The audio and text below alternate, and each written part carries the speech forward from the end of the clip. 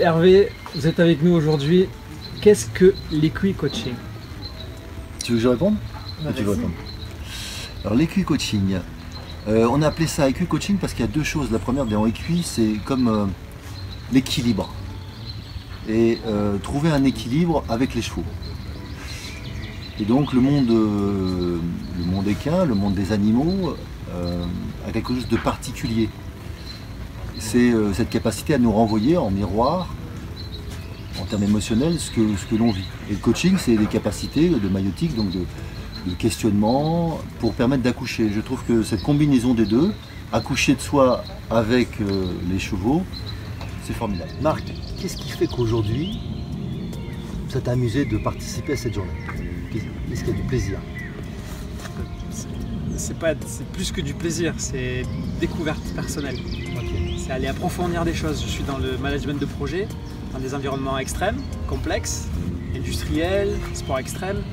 Et ce que j'ai découvert aujourd'hui, c'est des choses intérieures très très profondes qui apparaissent comme ça, qui sont pourtant très longues à aller chercher. Pour moi, le cheval, c'est le miroir parfait de nos émotions, le plus souvent inconscientes. C'est-à-dire qu'on ne nous a pas appris vraiment à l'école ou nos parents ne nous ont pas appris à faire vraiment le lien entre ce qui se joue à l'intérieur et ce qui se voit à l'extérieur. Et le travail avec le cheval nous permet de voir comment nos plus petites émotions peuvent avoir un impact sur le cheval.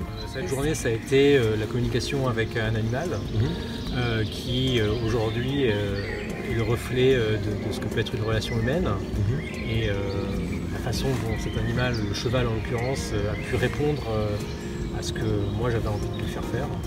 Et ça, c'est passionnant. Et alors, quel chemin vous a amené là? J'ai toujours été tiré par la nature, le monde du cheval que j'ai un peu pratiqué en tant que cavalier, plus traditionnel on va dire.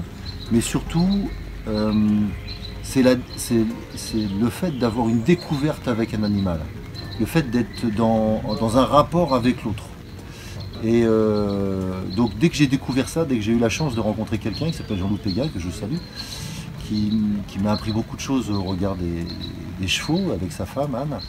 Et moi, j'ai pris conscience de la puissance que j'avais en moi et que je ne laissais pas paraître.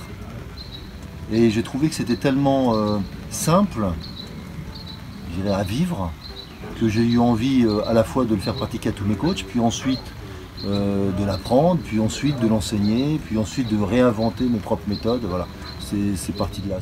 Qu'est-ce que ça te donne comme possibilité? Ça te donne l'ouverture sur les autres, plus d'écoute, c'est-à-dire savoir être centré pour être en connexion avec les autres, et surtout le ressentir, l'identifier, chose que tu apprends très très lentement au fil des projets. Et alors une personne qui vient passer une journée en équicoaching avec vous, qu'est-ce qu'elle découvre, qu'est-ce qu'elle apprend sur elle-même?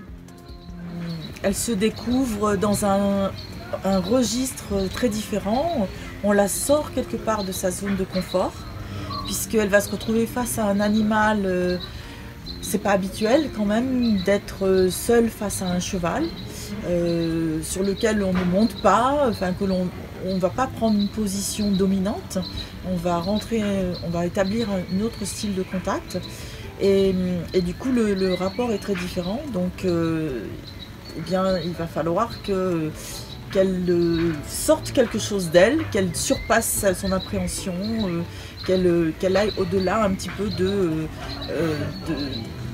sa peur ou de ses a priori, de ses préjugés. Donc déjà, ça lui permet de se découvrir autrement. Et à partir de là, de prendre conscience de certains freins, de certains blocages, de certaines croyances qui peuvent aussi impacter ses relations avec les autres. Voilà. Donc après, l'intérêt c'est aussi de transférer ça à comment ça se passe dans mes relations avec les êtres humains, parce qu'en général, dans le quotidien, c'est avec des êtres humains que je suis en relation professionnelle ou personnelle. Tu peux me dire ce qu'on a fait, parce que là on parle de quelque chose, mais a priori personne ne sait de quoi on parle. La relation, c'est rencontrer un cheval que tu ne connais pas, puis un second, un troisième, arriver à créer une connexion avec lui,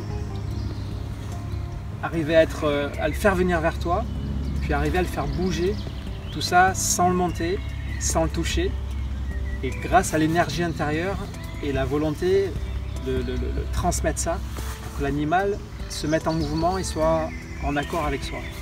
Puis ensuite derrière c'est travailler en groupe, donc il y a la partie personnelle, on découvre cette capacité, puis après on travaille à plusieurs pour arriver à faire quelque chose, il y a un projet avec le cheval, et puis ben, ça passe par l'équilibre entre les uns, les autres, chacun doit prendre sa place, pour qu'il y ait cette énergie continue et que l'animal soit en mouvement.